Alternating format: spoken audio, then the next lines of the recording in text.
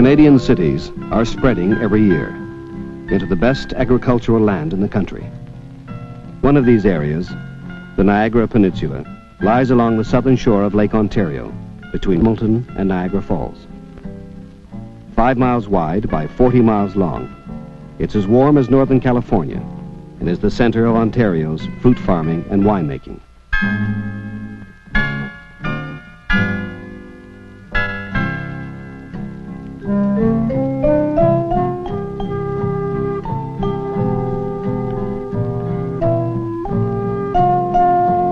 For 200 years, peaches, cherries, pears, and grapes have been grown here.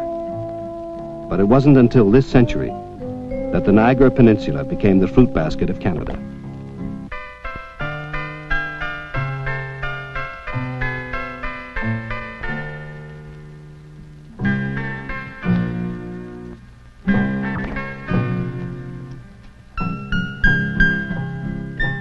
Historically, cities have always grown on the most fertile lands, and here in southern Ontario, the process is being repeated.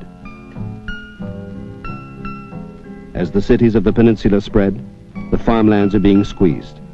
The army of urbanization is advancing into the countryside.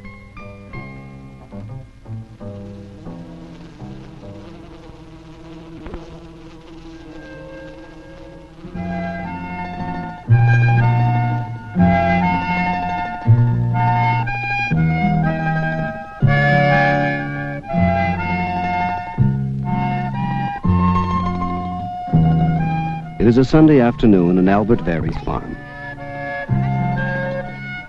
Today is a special day for Albert Very. 79-year-old Paul Lipinski has come to join the picnic. Well, what do you think? Well, everything according to order, you know, and I am here. Well, I'm glad. It's about time. Yeah. But I could not find myself by myself. You couldn't find it? No. Oh, it's so easy, No. Paul, from your house. Oh, yes, so easy, if you know it, you know. We have a fast look now. Well, what do you think of the little homestead over there? No, I did not see much yet, you know. Well, there's not too much to see. Not this year.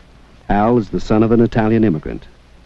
He loves the land and wants more than anything to be a full-time farmer.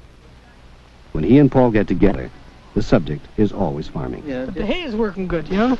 yeah, of course, I know. There is much, I have the same in the greenhouse too, you know, mulching, you know. It saves lots of water, evaporation of the, and it helps the plant, you know, to even ripening without splitting.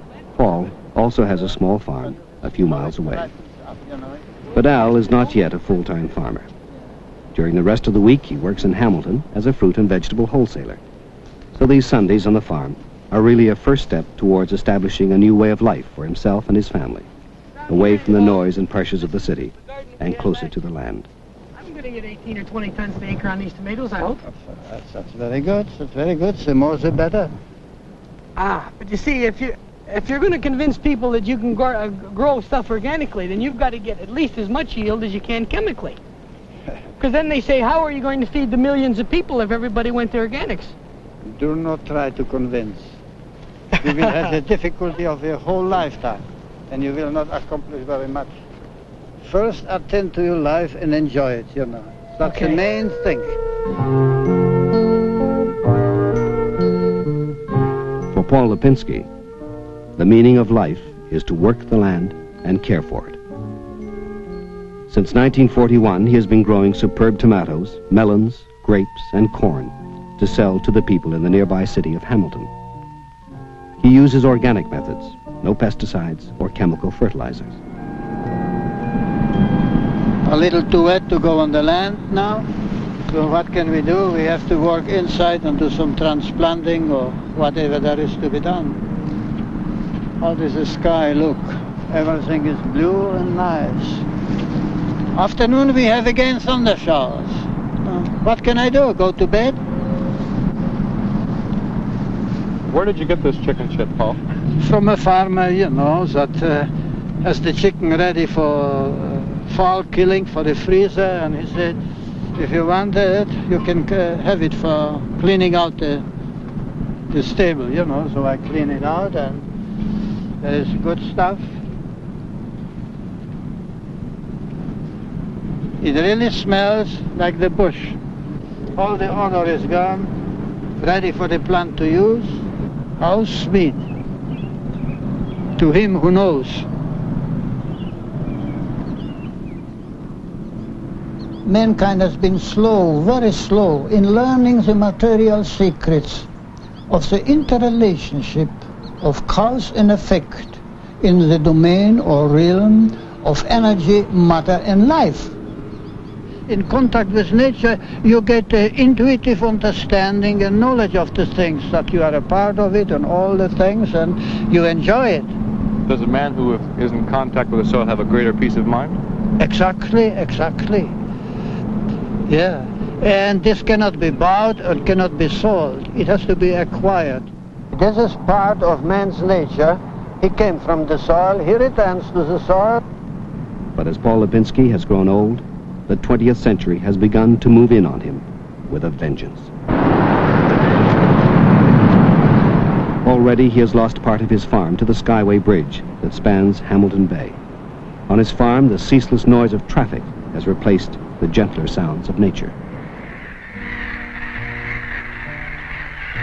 From the big cities, the concrete and steel is on the march into the Niagara Peninsula.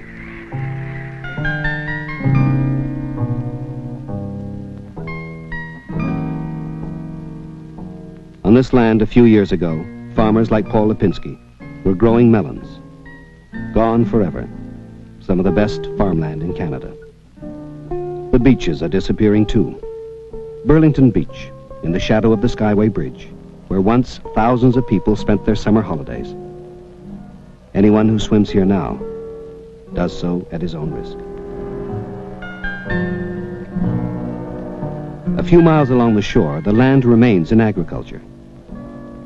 One of the people deeply interested in preserving what's left is Dr. Victor Janasic, Dean of the School of Landscape Architecture at the University of Guelph.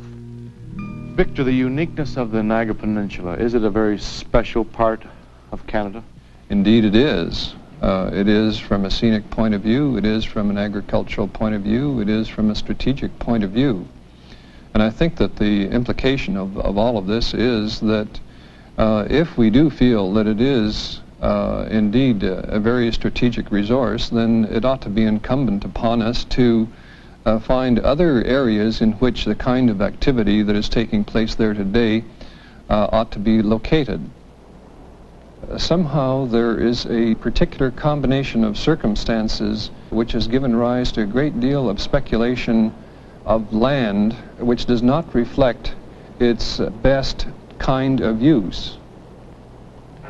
In Ottawa, Bill Andres, a newly elected member of Parliament for the Niagara area, himself a peach farmer, discusses the problem with the Minister of Agriculture, Eugene Whalen.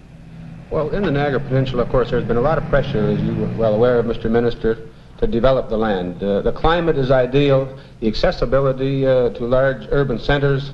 It does appear to be an ideal place to live, so the pressure has been on in the Niagara Peninsula to develop it for housing, residential, industrial, and so on, because of our accessibility to transportation systems. And consequently, much of the Niagara Peninsula has been developed. The wave of speculation always moves a few miles in advance of development, spreading out from the cities through the agricultural lands, so that most Canadian cities are surrounded by a belt of derelict land, owned by speculators, taken out of production, abandoned.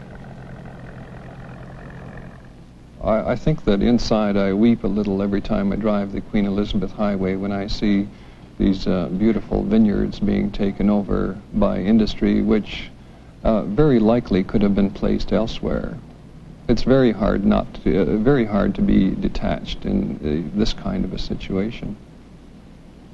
If one takes a trip through that area every 6 months, one can see the deterioration and the encroachment on these natural resources, which are, of course, irreplaceable. At the Vineland Research Station, 40 new varieties of peaches, now grown in the Niagara Peninsula, have been developed in recent years by scientists like Ollie Brad and Stan Luty. When you first started in the peach business here, most of the peaches grown were one variety. Alberta. All the peaches came in at one season, in late September, mid to late September. Through work done at this station and others, the peach season now extends from late July right through to the early part of October. The last failure in the Niagara Peninsula was in 1933-34, when the temperature dropped to 16 below zero, which is the lowest temperature that's ever been recorded in this area. In South Carolina, they lost their crop with spring frost this year. Illinois were frozen out. There's a man here from Missouri that they didn't have a peach this year, and yet we have a full crop. But we can't go on forever improving our varieties and improving our yield per acre. There's a limit. You've got to have enough acres to work on. In 1939, the Queen Elizabeth Highway was built so that tourists could see the orchards. It split the peninsula in two and has been devouring land ever since. Now, with all these big interchanges, we're going to lose many acres right here on the station if they put a cloverleaf in down here. We'd hate to think that after the work that's gone into developing peaches, for example, that this station has become famous for it, we would lose that and would lose the industry to this area. In some years, Niagara produces all of Canada's peach crop. Ironically, as the markets have grown in Canada's swelling cities, the orchards around them have shrunk, and the farmers can no longer grow enough peaches to meet the demand. Most of the canning factories, which used to be family concerns, are now owned by U.S. corporations, and vital decisions about the area are being made outside the country.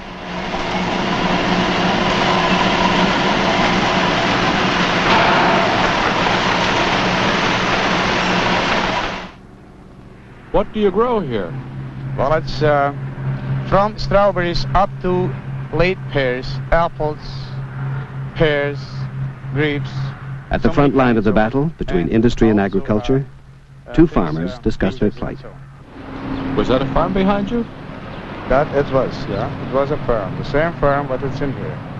Then what happened? So they cut, first the service road off of us, We lost about 3.5 acres.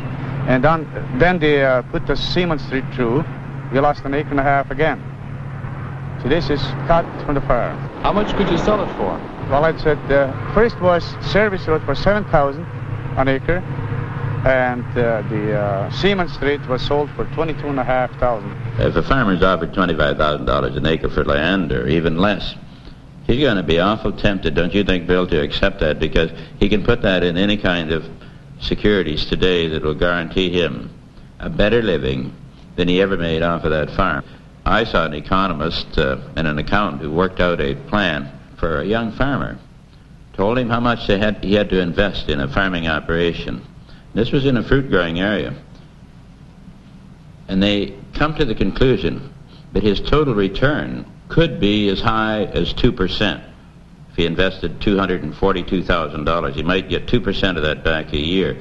They advised him to go and put it in Canada savings bonds if he had that much money, and he wouldn't have to work, and he'd get a bigger return. He'd be able to go fishing and hunting and to Florida every winter. I'm a farmer. I'm born farmer, and so I like to be on it. If you cover it up with cement and asphalt, you never recover that again for food production. It's lost forever. But I think they should stop.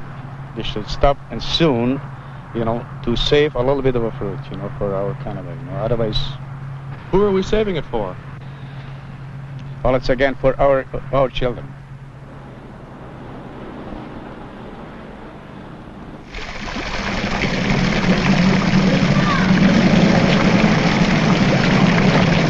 Some 30 miles back, at the center of the urban wave, the march of concrete and steel is inexorable. Bruce McLaughlin, a developer who believes that Canada should have 100 million people, has a different vision of the future. Now here in the Square One Shopping Center, we're building a new city center. And what you see today is only a small part of what will ultimately be here. We've taken 237 acres and we've system designed a city center for a city of 1 million or more population. It's a new kind of city center.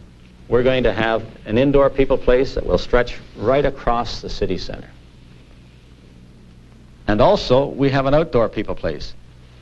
We call it the horizon level. There will be no vehicles, no automobile congestion in this area. This could be a $1.5 billion project. over the next 25 years, it can really be a better kind of mousetrap. M.F. Jones, former president of an Ontario winery, lives in retirement at Niagara-on-the-Lake.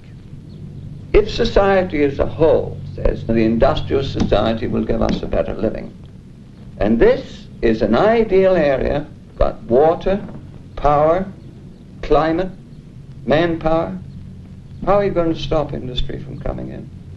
When the municipalities would just love to have a big factory. How are we going to do it? There's the toss-up going between this industrial philosophy versus the one that is basically a necessity to our living, isn't it? If we throw it away, we can all have that damned industrial society, and what do we eat? Synthetic cheese and synthetic whatever you have. That's what will happen. And I think it's a tragedy that we don't preserve these things. I really do. To me, it's a personal tragedy. The loss of the land is a personal tragedy for Al Very, too. See, if the land is good for farming, it's good for every other thing. It's good for houses, it's good for factory, because whatever makes it good for one is good for the other. I like to farm. I like the land. The land to me is more than just ground to plant a tree or a bush or a plant. The land means more than that to me. Al, who has chosen the farming life, has a continuing argument with his brother Donnie, who has given up working the land to become a successful realtor. Donnie, who once farmed the land, now sells it. There's only one way that people like you are going to understand, to make money. That's the only thing that you know. If somebody makes money and drives a car, a Cadillac or an Oldsmobile or Lincoln, well, he can do it. He must have the right way. I want to be a farmer. You think I'm crazy? A lot of people think I'm crazy. That's their prerogative. I think I can make a living on the farm. If the people of Canada want to eat, they're going to have to pay for their food. And if they don't pay for it in one way, they're going to pay for it in another. And it's just as simple as that. If you want to eat, pay. All right, so I'm willing to pay $1,000 an acre. But the land around here is costing $1,500 and $1,700 an acre. Because why? The speculators have bought it and hold on to it. Freeze it as agriculture. This is Class 1 land. Go to the Class 2 land. Let you go and do what the hell you want there. The only way you ever get wealthy farming is when you sell your land. That's the only time. And now we got guys like Ab comes out and says, freeze the land. Give it up for $200 an acre or $300 an acre. Never mind those people in the city. $300, only what it's worth for farming. It's worth what somebody will pay, and if somebody will pay $10,000 an acre for it, that's what it's worth. Well, if it's zoned for sure agriculture, then all the damn land is worth. And all the government has got to do, they don't have to freeze it, they don't have to put land speculation tax, they don't have to do anything. All they got to do is say, look, that's agriculture, and agriculture it'll be. And it'll stay agriculture until such time as they require the land for a higher and better use. And what is a speculator then? What is a speculator? A speculator is an investor, is a guy just like you and I that's got a couple of bucks and he wants to own a piece of Canada. And I can't see anything wrong with that. Now, I would like to point out that the number one speculator in any country is a farmer. Because he can only farm that land when it's worth up to $1,000 an acre. Beyond that point of land value, he becomes a speculator. But this isn't evil. I mean, this is normal. If you were a farmer and your land became worth $2,000 an acre and you believed it was going to go to $5,000 an acre next year and $10,000 an acre in another 10 years, you would begin to hold it back and speculate. Whose army were you in? German army. Kaiser Wilhelm II. Were you a good soldier? Do not ask me. I rather want to be on the picnics than in the army. Not for me. Why did you leave Germany then? Because I was fed up of this militarism, and regimentation. Not only this, but I did smell the second disaster coming, the Second World War, so I just moved out, as long as the moving was good. Canada appealed to me, the open spaces, and I came from a congested country, and I wanted a garden, I wanted a piece of land, I wanted to enjoy nature. And in the meantime, the family did grow, so there was no time or hunting around for somewhere else. So I stuck here. When many people live, why should I not live?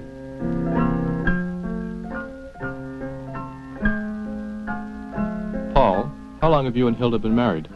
I really did not count the years. I am so happy I did not count the years. I do not know. I would have to look at the documents. 53 years. 53 years. About. Were you married in Germany? Yeah. Oh, in Austria, actually. Hilda, what did you do at that point? Teaching piano. Were you a good piano player? I was fair. What was unique about this man? Or was there anything? Was he different?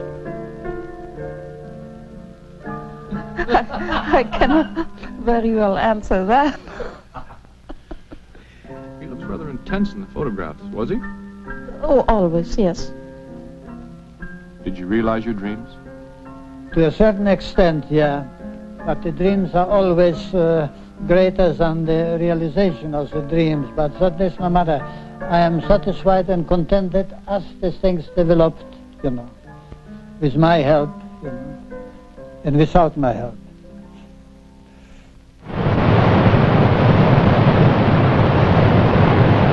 Now we will have the Amazing Grace. Amazing Grace. At Niagara Falls every spring, with the return of the blossoms to the orchards of the peninsula, people gather from hundreds of miles around to celebrate the renewal of life.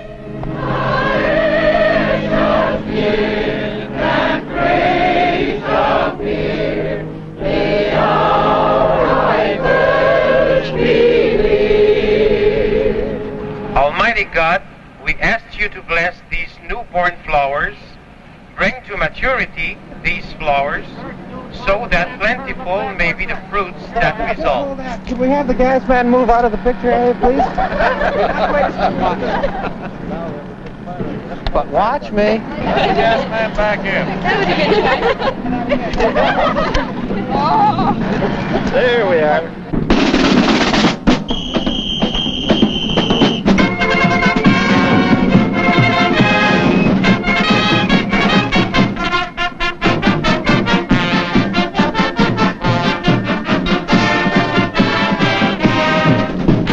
Blossoms may be Canadian, but most of the bands and beauty queens are imported for the occasion.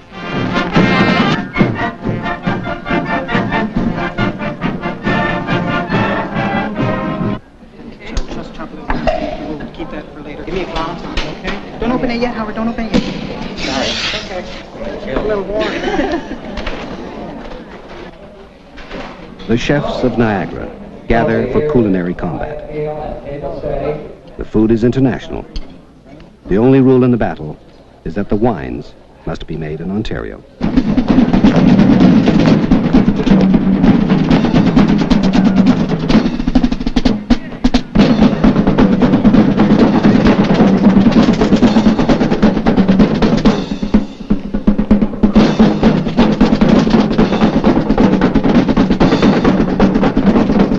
Gabriel won it last year. We lost from sound. What a sound.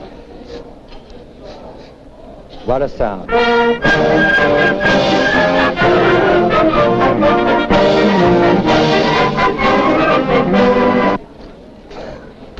Please bear with us. We don't have no sound.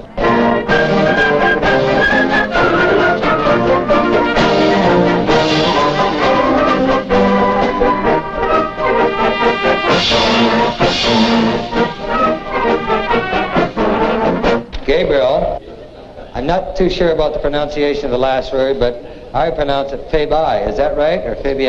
It's Fabi. Fabi. Gabriel won the Chefs of Niagara competition last year, so he is here competing this year, and of course, trying to win back his trophy that he had last year. What is your main entree, Gabriel? What is going with your main entree? Let's put it this way. What are you going to serve with your main entree tonight? Tonight, this is the stuffed lobster a la Gabrielle, like I said, with the broccoli, spears, and asparagus, braised celery, and Duchess tomatoes.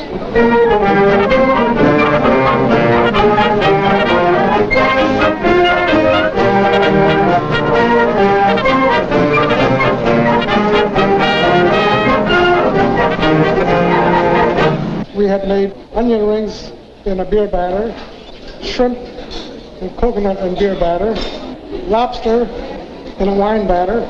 Thank you, Mr. Diodati. Are most of these creations your own, or these creations come from your thoughts, and have you created these creations that you're cooking this evening? I have them in a recipe form.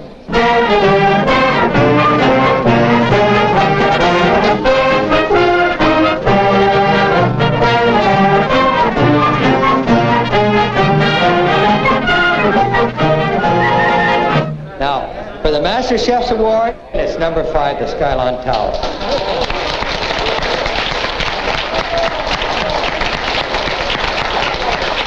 This is a farmer's kitchen. It is not an exhibition place. You know. It is a place of living. Yeah, what do you have there? This is Austrian pumpkin seed. It is ground as a food supplement, high protein content, and all the other vitamins and what have you. You know, if you eat this seed, you know, you are all right. The doctor will not see you, and you will not see him. And this is not medication. This is eating, natural eating. Here you are. What is it? This is fennel. Well, what do you eat now? You eat the whole thing. And what does it do for you? It does like any other vegetable. Particularly, it has a tasty flavor, you know, and appealing to the eye, you know. It is cut in salads, in whatever you want, you know. It tastes like licorice. Yeah, you can make tea out of it, whatever you want. What vitamin is in this now? No, I cannot say exactly vitamin, you know. The plant was used before even vitamin came into the... This was here before vitamins? Before in the mind of man, you know. And anything you cook, you kill the enzymes, so you fool yourself all the time. So you should eat this raw? Yeah, exactly. Most vegetables you should eat raw. You don't use any chemical fertilizers at all now? No. No pesticides? No, this is for the godless people. Never mind. There is no scientist on earth that can convince me or any sound mind that if you take poisoning that it is good for you.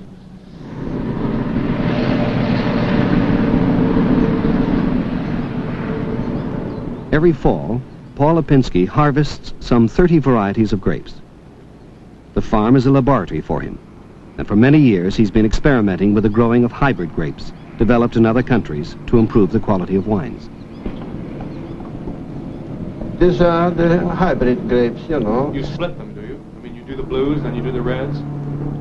It's not necessary, but if you want to keep colors apart and flavor apart, and if you want to have some adventure in it, you know, you keep them separate as far as possible.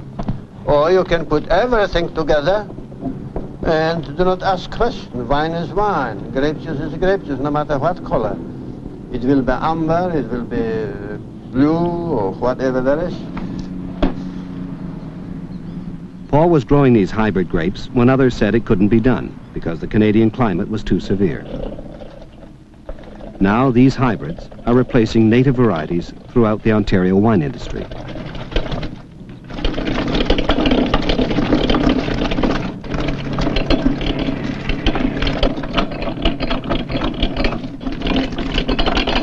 That's it. That's the end of it. This is how it looks. Using the skills of a master vintner, attained through 40 years of experience, Paul makes 5 or 6 varieties of red, white, and sparkling wines.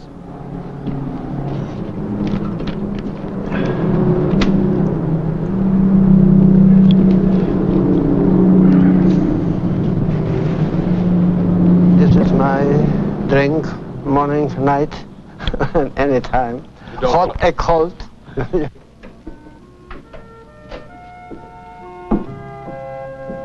He matures his wine underneath his barn, stored in a cool place among his tools and winter supply of vegetables.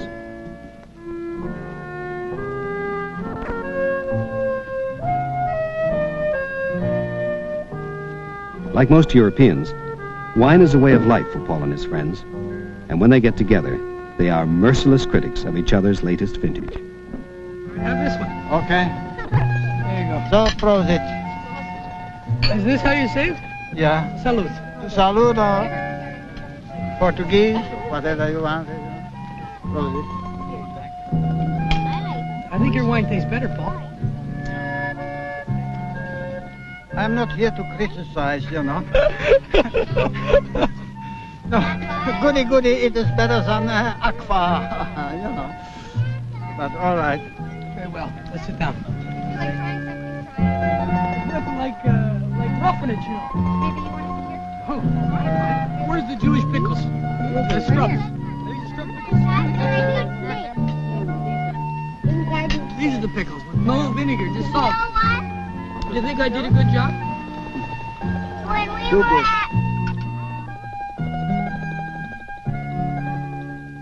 So always everybody put trouble into his neighbor, you know, to make a living. And they call it progress and whatever you want to call it. But it is silly to me, very silly. And the American importing to Canada, before the Canadian grower has a chance to grow. And he's ruined, and so it goes on. Ruination all the way. Strawberries aren't ready yet. We're talking April. Berries aren't ready. Our berries aren't going to be ready till about the 15th of June. So they start bringing the berries in cheap now from California or Mexico. They really hit the stores. The people, they go and they pay a long buck for berries. When our berries are ready, they've lost the taste for that long dollar. They want to wait until the price comes down. So our farmer now, he's worked so long, he gets them to market, but they don't want to pay the price that they are. She'll wait then after a week or two where he's like this, he's got to sell the berries and the price comes down. Yeah, the same is said of me too. Anytime I come to market, I say a price. Oh! The lady says, oh! Almost get on her hind legs. Hamilton Market on a Saturday morning. Niagara fruit has been sold here since 1820.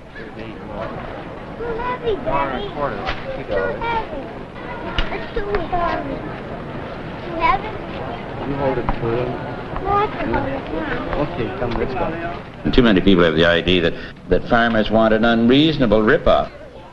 We have the do-gooders who say, keep that land. But they're the same ones that'll be on a picket line saying, I want cheaper peaches, or I want cheaper something else, or they'll be writing the Prime Minister saying, what in the hell does that Minister of Agriculture think he's doing? Canadians expect this fruit to be available, but give little thought to the land it grows on, or to the problems of the growers. A carrot that is long, in 2 days it gets rubber, you know, it's rubber and you throw it out. This has a certain solidity, you know, and yeah, and this is for the winter, you know. So do not use any vegetables that are imported thousands of miles. Why do we import all our carrots when we can grow them like this here? No, this is what they call the economical nonsense, you know, or whatever you may call it, you know, importing things that we already have here. I cannot sell my tomatoes on the market because imported tomatoes at the same time. Now, what can I do? I think it's most important that we keep these people in production in Canada, but we must make sure that we don't have somebody standing up and yelling, I can get cheaper peaches or cheaper vegetables over in the United States, why don't I bring them in? But we don't do that with any other part of our society, and if we're going to say your area, Bill, the Niagara area must stay for agriculture, we're not going to ask those people to live in a substandard way we wouldn't subject peasantry to. We've used our energy here to produce our commodity. We've used our fertilizer. We used our irrigation, our diesel, our gasoline, all this other energy that's involved in manufacturing these machines and that. And yet we're wasting more energy by bringing a distress crop from the southern United States someplace that brings it up. It makes it uneconomical for the producer. And many times the consumer doesn't get the benefit of that. Hi, Nick! Every Wednesday, Al Very buys fruit from the importers at the Toronto Fruit Exchange. What the hell? It's only money. He goes from stand to stand, comparing prices, haggling, joking, and making deals. More nerve than Big Tracy. Yes. Here, some fish. Come in, they gotta be fresh. What do you want for shallots today? Now you're going to want my business. Now I'm going to give you some business. No, now you're going to give me. Now I'm going to give you some business. I want to go. I'm late. I had trouble this morning. Why? Well, I got in all kinds of problems, and I'm late. I got to go. How did you get in problem? You're a good boy. Would your truck break down? No, I ripped my pants right up from here to here. Don't worry, this is nothing. This is nothing. Where's the peppers? Got any good California peppers? large only. Where? Bravo? That's California label? Mexican. Like right now, I would think right today, I would think about 95% of our sales are imported. We've got pears from Italy, apples and pears from France, we've got papayas from Hawaii, avocados are coming from Florida and California. They're bringing tomatoes from the Canary Islands. Last year we had onions from Australia. No part of this world is too far. And the worst thing that can happen to a nation is to be solely dependent on a product from some other nation, or a big percentage of it, that you have no productivity in your own country. For instance, we had an earthquake in California, and like they're predicting it's going to happen one day. Not only are we going to have a tremendous loss of life, but all the food that we are pretty well selling right now means that we won't be getting, because all the irrigation systems will be all upset. The whole system will be upset. Maybe the irrigation won't be, but maybe they can't get fuel, or maybe they can't ship it out on their trains. Any little factor in that chain breaks, and the people do not get food. These look nice, Lino. They 36s, Lino, or 24s? 3 dots. What do you want for Indian River grapefruit this morning? We all out. You're out. Nima. You got a Nima? Nima. You speak pretty good Italian for I think we're in a food shortage right now. People say we are. It can't be. We've got all kinds of food. But I'm going to say this. As long as you're making middle income or high middle income money, or living, then you've got plenty of food, because if the pepper or the tomato or whatever goes up, you don't think about it because you're earning pretty good money. But if you drop below middle income and you can't afford to buy it, then you really have a food shortage. In the Depression, if you had money, there was no such a thing as a food shortage. Merchandise is very short. Get it today. I know, you want to keep the price all the time going up, so you won't insult me when I want to feel bad if it goes down. I wanted to go down. I got to go to the store and buy the stuff myself. It's just as important to pay a man to pick peaches or grapes or harvest any food product, or maybe more so important, than it is to fabricate a car, a refrigerator, or a television, and he should get just as much money. Who wants me to stay in farming? If people wanted me to stay in farming, why don't they pay me a decent price for my crop? I can't afford to stay around and farm and get 1 year out of 5. I've got to eat every year. I sold tomatoes to you. To me, you sold. Right? That's right. I wholesale tomatoes off my farm to you, and I got as low as 65 cents a basket for tomatoes. Okay. We couldn't get help to pick the tomatoes. We had to pay 22 cents, I believe it was, for an empty container. Okay. Sold 5 dozen corn. We got returns back from a commission agent in Toronto. He sent us back a return of 75 cents for 5 dozen corn, and it cost me 35 cents for the container to ship the corn. Never mind planting, spraying, cultivating, weed control, harvesting. But how did everybody else manage to do it? I couldn't tell you that. All I know is that when I was finished, I still owe the bank. It doesn't matter what I do, no matter how I turn, no matter what happens, at the end of the year, I haven't made any money. I can't take a vacation. I consider you a poor farmer. That's right. And I don't figure he should have been on the land. And it was proven because he lost money. And if he lost money, then he wasn't a good farmer. Well, that's one of the things, but 5 years that I was in it were very, very bad years. And the 2 years that I've been in real estate have been excellent years. It's probably the highest rise in prices that we've had. But I feel more comfortable in real estate than I did in farming. I could never, ever seem to really get with it. I liked it. I always wanted to be a farmer. I always wanted to be on the land. I still want to be. But I don't feel as comfortable. It isn't my niche. It isn't something that I could crawl into and be comfortable for the rest of my life. Although Donnie had to leave the farm, there are farmers in the Niagara Peninsula who make money. Between Niagara Falls and Niagara-on-the-Lake, the land along the river is protected for scenic and historic reasons. And it is in this protected area that the Member of Parliament, Bill Andres, runs a successful fruit farm. The farm is highly mechanized and uses all the techniques of modern agricultural science. You know, I said to the boys years ago that I enjoy farming, but we were having problems, and I said we need some consideration from our senior levels of government. And I told them that when I retire, I was going to get involved in that. They can keep on with the physical aspects of farming, and I'd look after the other end of it. The farm was started by Bill Andres' father on his arrival from Russia. And I arrived 1930, and 1934 I start farming. Right here in Virgil. You could rent an acre of hay for 50 cents an acre. It was mostly in hay. and weeds and hay. Now, at that time, in this particular area, 10, 15 acres was a family farm. Today, 10 or 15 acres is not a family farm anymore. You need at least 40 to 50 acres to run an efficient operation. When the peaches are in season, the whole family moves into the orchard. And I think this is one of the most important aspects of the agricultural industry and of the future of the agricultural industry, to be able to pass a farm on to a son or to future generations without the burden of taxation. Rick Andres is the third generation to work the farm.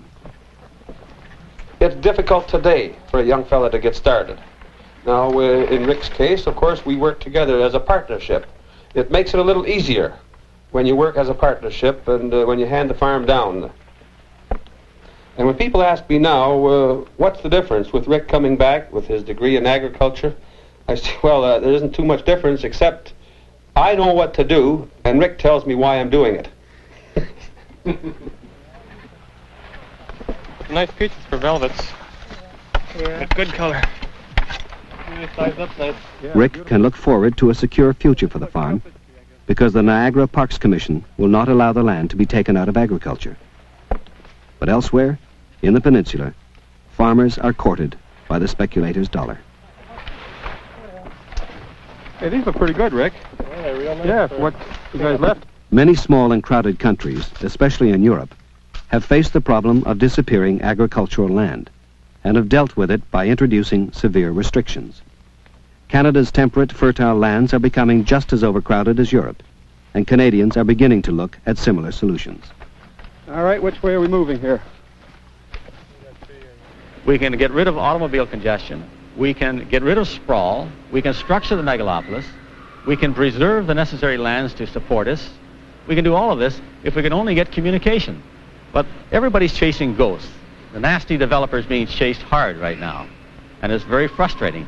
But if we can only get over that childish attitudes towards a legitimate businessman and sit down with the political people who really hold all the cards and say, now look, this is what we're going to do. If a new developer was given carte blanche and let do what he really wants to do and on his own without any restrictions, I think we'd have utter chaos. We feel as though we're somewhat like artists. And municipal governments are trying to take our paints and our brushes away from us, but we still are going to paint because we feel impelled to build.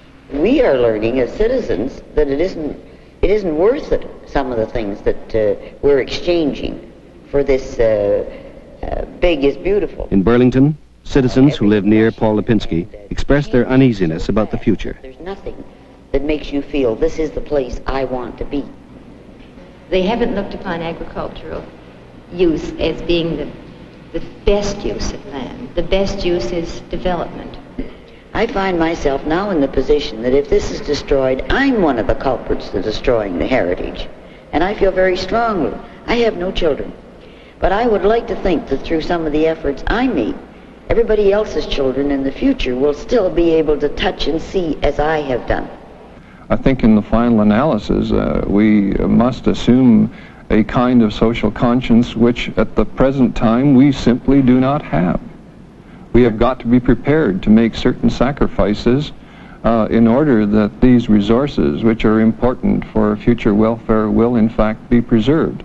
This is not a small thing, and it isn't something that is going to take place over a short period of time.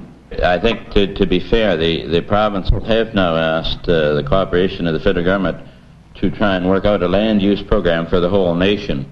How quick it's going to be done, I don't know, but I would say this: don't hold your breath, because they don't generally move that fast on anything that involves the provinces and the federal government. They're both very prestigious of their authority and always quoting what the Constitution says. And I think some of these things have to be forgotten if we're going to make sure that people come first. Again, I go back to the consciousness raising. People have to be made aware of just what's happening and how it's affecting them, because that's when they begin to react. And until people react and convince the decision makers that it has to be stopped or at least controlled, it won't happen. Well, unless something's done to stop it, total asphalt is the answer. Painted green.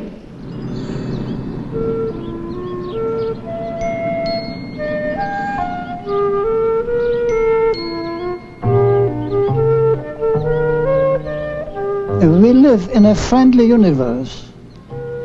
The whole cosmos is a living organism, and we as human beings are part of it. We are giants in brain power, but are pygmies in spirit.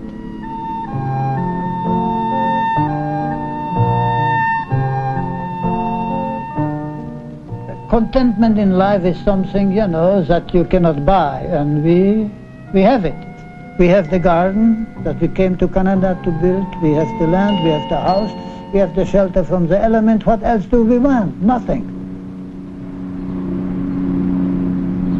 There is no language in the past, present, or future adequate to express or explain the reality of infinity or the infinity of reality. I was working in the factory and I found it that this is not my place for me. I want to be in the open. I want to be in contact with life, you know, not with mechanistic things and hellfire and brimstone of smoke and pollution and poison. I want to breathe as much clean air as possible. And to heck with the money, let them have the money. Let them have all the prestige that the engineer or whoever there is has. He can have it. I am here a simple man, and I want to remain a simple man. First, this is the primary occupation of man. With my work, I am not hurting anybody, but I'm benefiting whoever comes in contact with the products, you know, and so on. So I think myself, I get my living, I got my living. I get in contact with the soil, with the life-giving land. I'm in contact with the sun. Everything exudes life and energy and beauty.